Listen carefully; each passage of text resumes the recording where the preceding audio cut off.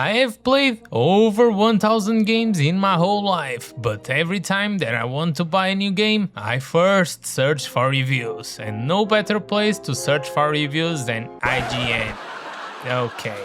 I can't do this joke. If you have spent any real time in gaming spaces, you already know the reputation. IGN is, without any argument, the biggest video game media outlet on the planet. Which is exactly why its scores matter so much, because they have the power they shouldn't have. And with that power comes great responsibility that they don't know how to handle. Money is always a key for them, and looking from the outside perspective in, it's always that. And it will always be that. Personally, I don't think you should ever go there for reviews. Go on Steam, go on Metacritic and look at the scores from other people. Or outlets, even if those outlets don't stray too far away from IGN overall. Or just go and watch a YouTuber, because that is always the best case scenario. They might have the worst opinion ever, but at least you know it's not corporate slop behind it. Before we go any further on this, I want to say one thing very clearly, because I meant it. Everything in this video is about reviews, review scores, and editorial decisions that people behind it are human beings. You can disagree with the score, or even think a publication has a bad pattern of bad judgment, but it's not an invitation to go harass anyone, okay? Now that we got that out of the way, I'm going to go through this roughly chronologically, starting with a few classics that build a reputation of gaming journalism is bad and that they don't know how to play games in general, and then moving into 2026, because this year alone has handled us more than enough material to prove each point that I will make.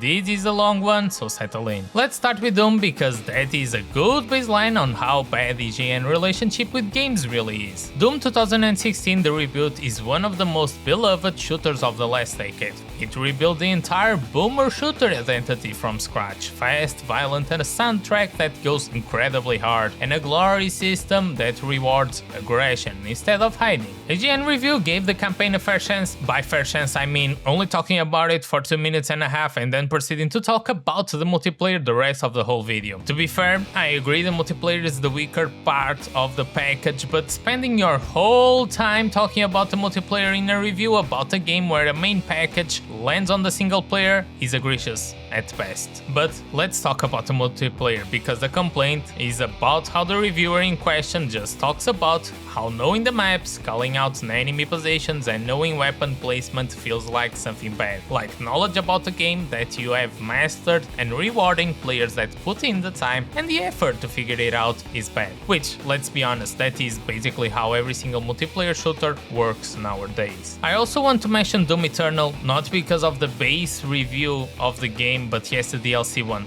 Let's just real fast look at this. And immediately after that, a tempting power-up at the end of a corridor rewards you by locking you in close quarters with a cyber demon. That sets the tone for what to expect from the ancient gods over its 3 to 6 hours.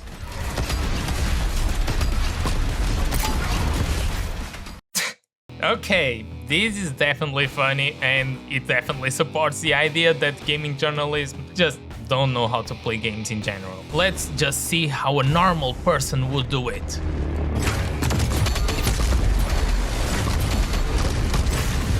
Amazing. Looks like a normal person with a functional and operating brain really tries to play the game. These people that review these games definitely never played the game before. It's exactly what it looks like, and that's probably the reality here. Speaking of scores that just don't track with each other, let's talk about Call of Duty, because this might be the clearest example of a long-running pattern in the IGN whole history. Modern Warfare 2 and Modern Warfare 3 both landed at 9s. Okay, those are classic games, and Black Ops 2 at 9.3, old games, very good games. Then Ghost happened with a 9, which, why is it there? Then Advanced Warfare, like, goddamn, no, just no. Then Call of Duty Black Ops 3, nope, also, because not that higher up. Okay, then Infinity Warfare, which by this point, this must be a joke. Then WW2 got that high score, also nope. Nope, just no. That can't be any worse review, right? No, Vanguard. Okay, right. They are not right in the brain. How much did Activision pay them? Can I have some? Then Black Ops 6, pulling a 9 in a year where the fatigue is real and where they didn't change anything at all. A yearly game, no innovation whatsoever, and just high scores all across the board. COD reviews are famously to have high scores across every outlet, not just IGN, but that says more bad than good, to be honest. If you are willing to give such a high score to the same copy-paste game that releases every single year with no innovation, you are rotten to the core. I'm sorry, you are rotten to the core. Now let's go for one that it's one of my personal favorite horror games of all time. Alien Isolation, the one that gets brought up more than a decade later every single time. 5.9. 5.9. If you haven't played it, Alien Isolation might be the closest game that has ever come to nailing the actual tone of the first Alien movie. You are mostly unarmed, mostly hiding, and the xenomorph runs on an AI system that adapts to how you play, where you hide, how you move, what you have been getting away with. It builds sustained dread in a way almost nothing else in horror gaming has matched since. It sits on 79 on Metacritic, a score that shouldn't be that low, but it's not a perfect game, but it's not a 79 game at all. IGN review landed on 5.9. This review became famous as the main source on why you shouldn't trust gaming journalism at all, and why gaming journalism is bad in general. Fright dissolved into frustration as I got killed from behind for the umpteenth time, even as I was crouched motionless and out of sight in an air duct. Yeah. This guy dies because he was standing motionless and died, right. This guy should probably just retired outright from gaming journalism at this point. This is probably one of the worst reviews ever released by IGN, where most fans and me consider that the unpredictability from the creature creates the atmosphere that leads the game in a good way, in a good direction. This guy feels like the AI just being too smart is bad. This last one in our classic section isn't really about the score at all. It's about credibility, and it's the one story here that opinion doesn't matter. I could talk about how I like that cells and stuff like that because I played the game, but I'm going to take another video and just put it here word for word, sentence for sentence, like IGN did. Cells takes the progression of a Metroidvania and integrates it into this procedurally generated action roguelite that has you slowly chipping away at its steep difficulty. It takes the progression system of a Metroidvania and transforms it into a procedurally generated action roguelite. Okay, not that similar. Some similarities. Let's proceed. In Dead Cells, you'll need to kill your way through a labyrinth of levels, all punctuated by boss encounters that starts off quite linear, but the more you play, the more routes and game mechanics will open up to you. In Dead Cells, you fight your way through an ever-changing labyrinth of levels with branching paths. You might not be able to make it to the final boss on your current run, but if you can manage to salvage some blueprints for some new gear, or better yet, an ability-altering rune, it makes it all worth your while even if you can see your death just around the corner. This is the type of roguelite that, yeah, sure, you could beat the boss on your first attempt, but you're probably not going to and you're not supposed to. Let's stop there, let's see what Philip has to say next. You're almost guaranteed not to make it all the way through on every run, but as your efforts lead you to blueprints that unlock new gear, it makes it all worth your while. Okay.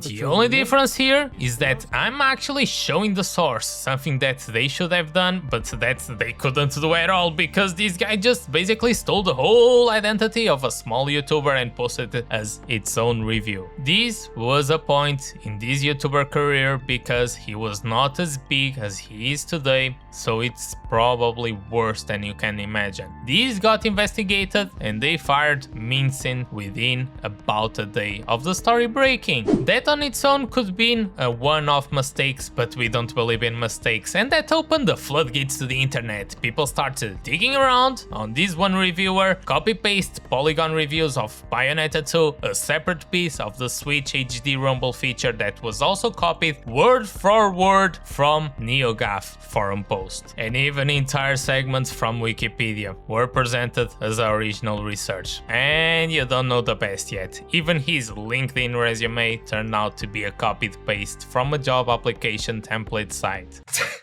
You cannot make this stuff up. This guy couldn't be a bigger faker even if he tried. IGN ended up pulling essentially his entire backlog from the website. To this day still remains one of the biggest credibility scandals in the gaming industry journalism. Now let's fast forward to this year, because 2026 alone has been an absolute clinic in inconsistent scoring and horrible reviews, and the year is still not done yet. Let's start with a banger. Let's start with Highguard. This launched in late January as a free-to-play 3v3 raid shooter from a studio that was built from the former Apex Legends and Titanfall developers. It was revealed as a big surprise closer at the Game Awards, pitched as an indie new original IP. IGN Travis Norton, remember that name for later? It will be important, reviewed it and landed on a 7 out of 10, calling the raid mode memorable, even if the game felt like a rough draft. Well, that game was everything less memorable. I got to be honest, it came out later through reporting from GameFile that Wildlight, the studio producing this game, wasn't actually the scrappy indie underdog they were marketing for. It was fully financed by Tencent the whole time, something neither company had disclosed and something they advertised for actually. The game landed on Steam to mostly negative user reviews, and within weeks most of the studio had been laid off, with some remaining developers publicly saying the backlash had been unfair to a team that genuinely cared about the product. And to add fuel to the flame, they blamed YouTubers and reviewers for the failure of the game. They blamed streamers, they blamed YouTubers, and that didn't not really pan out as well. It's a messy story, but in the end of the day, it was a boring game and a game that didn't deserve the spot it got on the Game Awards. A review with a 7 out of 10 on a game that's boring is something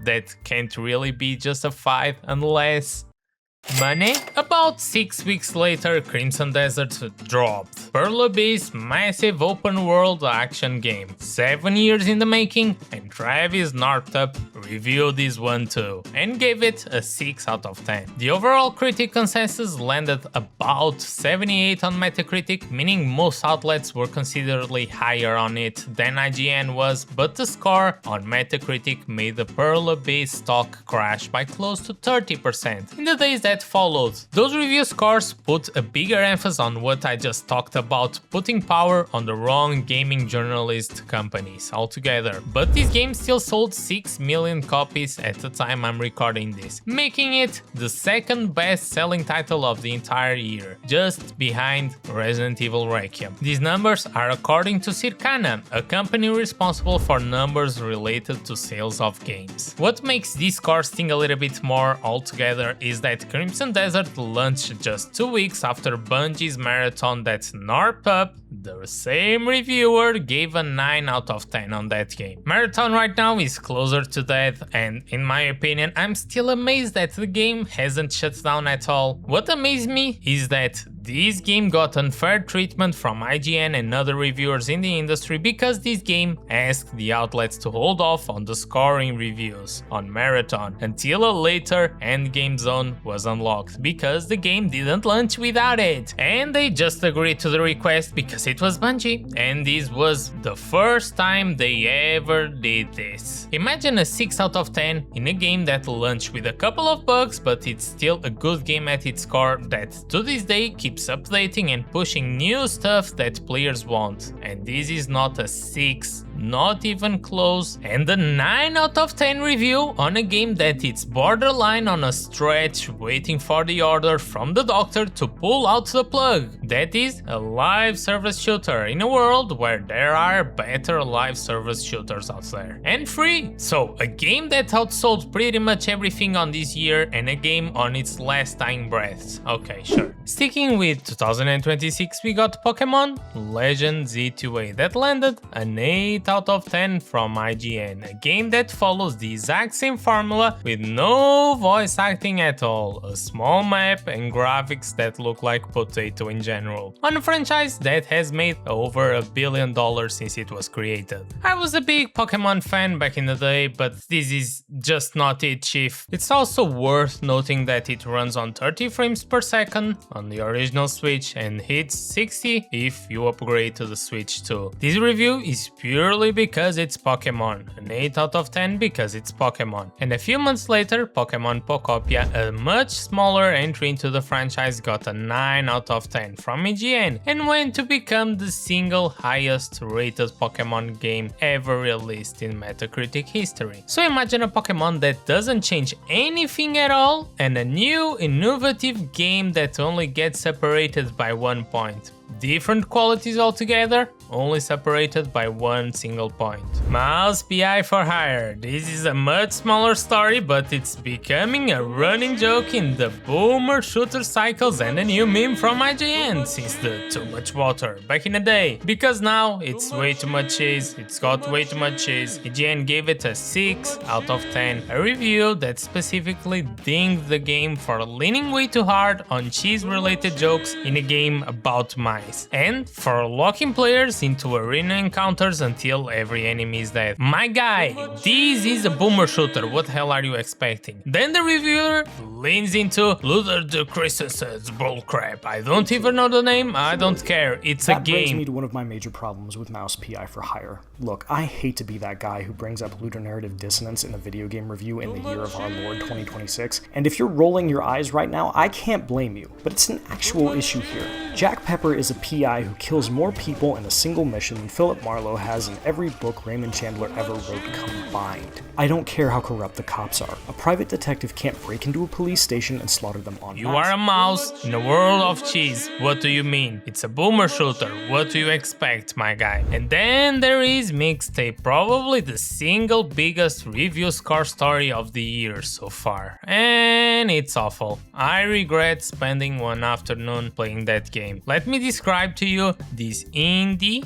game. You probably noticed the parentheses, right? Because the part of the game barely exists at all when you can't fail even if you want to. So many low inputs that you probably can step away from the keyboard and let it play out most of the time. The game barely exists, it's more of an interactive movie than anything else, and a bad one at best. And the indie part, well, this was released by Annapurna Entertainment, a company where the founder is someone very rich, a daughter of a billionaire, an Apple baby case. This game added some oil to the mix, to the conversation, because at least the previous games like Outer Wilds were good. This game is just garbage, and in the end of the day, no other game had the amount of support like this one with a 10 out of 10 review and expensive licensed music forever. In the end of the day, the reviews were probably bought out because the numbers on SteamDB don't tell the full story, like the companies reviewing it tell it. If this game is a 10 out of 10, why aren't more people playing it? Well, because it's garbage and because nobody trusts those reviews. Now I want to talk about 3 games, so I want to be upfront with them. This is one of the most debated corners of the whole gaming discourse. People land on very different places on it, and I'm just going to lay out what happened before getting into my opinion territory. I have talked about this before, and in my opinion, the East just doesn't get treated the same way the West gets treated. Let's start with Stellar Blade from a Korean studio called Shift Up. Launched back in 2024 to strong reviews and even stronger sales, it currently sits well above 9 on the user score, and it's widely praised for its combat. Shortly after the launch, multiple outlets including IGN drew attention to the game character outfit, and not long after that, Sony patched some of those revealing assets. Funny meme. This is the entire base of censorship from these outlets. IGN on words before they apologize were a doll sexualized by someone you would think has never seen a woman. Well. Where was the problem on Bayonetta 3, which was reviewed by the same reviewer? Double standard bullshit. Let's now talk about Black Myth Wukong. Back in 2023, IGN published an investigation piece on Game Science, the Chinese studio behind the Wukong game, examining a history of sexist and discriminatory public statements from people connected to the studio, including a co-founder own post on Weibo translated as, "I want to expand my cycle and hire more people, get leaked until I can't get a new." I'm not kidding, and this was a mistranslation that IGN took advantage to do a smear campaign against the studio itself. Multiple Chinese speakers pointed out that Fang Ji line is a known idiom that is used sarcastically to describe being overwhelmed by flattery, not a sexual comment. The translation lends closer to "I just want to recruit a few people," but got more praise than I expected, which made me uneasy. Completely different statement. Other quotes in the same piece got flagged the same way, translated to be in the most uncharitable way possible. Not everything is against IGN, but people read the headlines, and this was the headline created by them. On the same report, there were recruitment posters that were real and just vulgar overall. This is a studio that maybe has an unprofessional recruitment material, but this article has more emphasis on creating a bigger story on how sexist the people there are and trying to make the central figure worse than the original Chinese says he is. The backlash was immense and justified, and still resulted on nothing. Wukong went to sell very well and breaking Steam records altogether. This was a very sad and bad attempt from IGN to impose political narratives and push agendas into a game where they don't belong. Instead of trying to do journalism and go for the recruitment posters and actually telling the real story here. And we finally end with Where the Winds Meet, the Yuxia open world game from a Chinese developer, Everstone. Got a 6 out of 10 from IGN. The review leaned heavily on combat criticism. That seems like the reviewer didn't play the game at all. His review doesn't match my experience and doesn't match the experience of many people in general. I disagree with pretty much everything on this review, and there is nothing to discuss here. He could at least play the game, so he could at least review it well. Let's close out with the games that turned into full industry stories, not just scores people disagree with, but scores that end up part of the historical record of how badly a launch can go and how bad can a company review those games. Concord rose and died in just 14 days. This was a big one, and PlayStation called it the future of PlayStation. Got a 7 out of 10 from IGN Travis Norton. Again, at launch in August 2024. I'm losing my mind, it's always the same guy, and always the same score, 7 out of 10, 7 out of 10, again 7 out of 10. And 14 days later, Sony pulled it from sale entirely and refunded every single player. It had a peak concurrent player count on Steam of 697 people. Not 697,000. 697 total. At its highest single point. I don't really know what Sony was thinking about selling a hero shooter on a crowded market with that many free-to-play shooters at $40 when there are better options out there and for free. Later reporting sources from people connected to the project rather than official confirmed by Sony put the total development cost somewhere around 400 million, which would make it one of the most expensive single game failures in the history of this industry. A 7 out of 10 for a game that was dead within 2 weeks isn't really a "we just disagree on taste" gap. It's one of the most cited examples anywhere in the gaming of a review score aging like milk left in the sun for too long. And probably that milk would last longer than Concord did in general, let's be honest. Star Wars Outlaws also got a 7 out of 10, the infamous score once again that by now you know by heart because it's the only score IGN gives in general to everything. You get a 7 out of 10, you get a 7 out of 10, you get a 7 out of 10. I think you get the point. A game that launched with heavy marketing push, mixed technical performance and reviews across the board landing somewhere in the fine not great range. You want my opinion about the game? It's really bad. I still remember the stealth of this game being one of the most horrible stuff I have ever experienced in my life, and me trying it out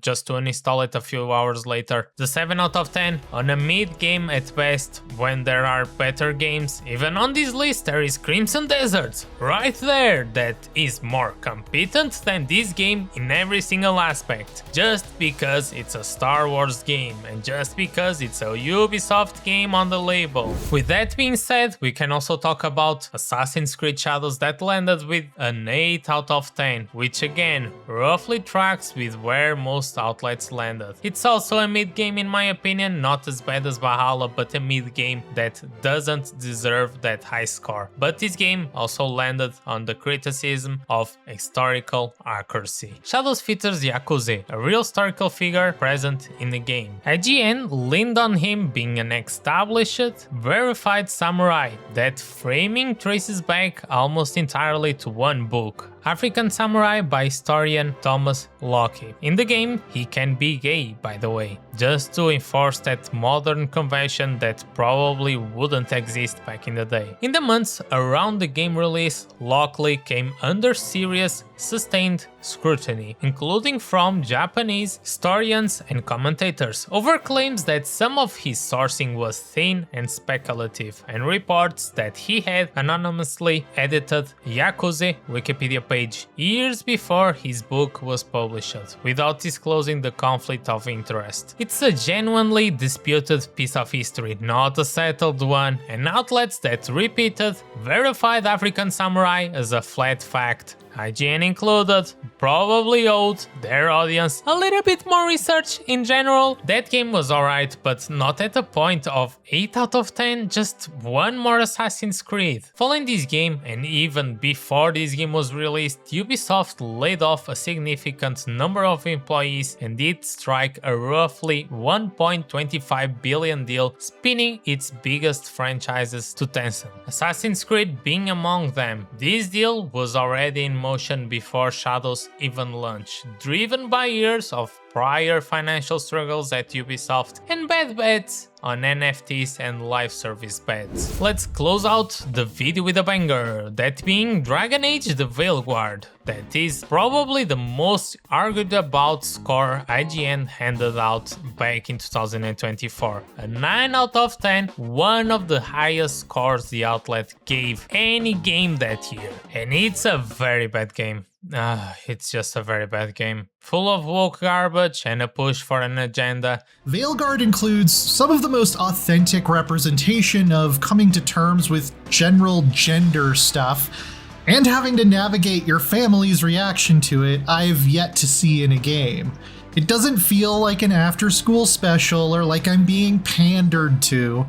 It's quite well handled, and finding out that the writer for this character is non-binary themselves did not surprise me at all. Thanks to Tosh. That's why we recruited her. Actually, Tosh uses them for themselves now. They asked us to let folks know, so now you do. Yeah, I appreciate it. Thank you for telling me. That's why we recruited them. So what's our next move, Rook?